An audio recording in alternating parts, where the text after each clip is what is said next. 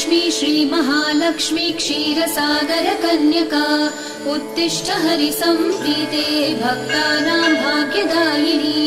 श्रीलक्ष्मी श्रीमहालक्ष्मी क्षीरसागरकन्यका उत्तिष्ठ हरिसम्प्रीते भक्तानां भाग्यदायिनी। उत्तिष्ठोत्तिष्ठ श्रीलक्ष्मी विष्णुवक्षस्थलालये उत्तिष्ठ करुणापूर्णे लोकानां शुभदायिनी।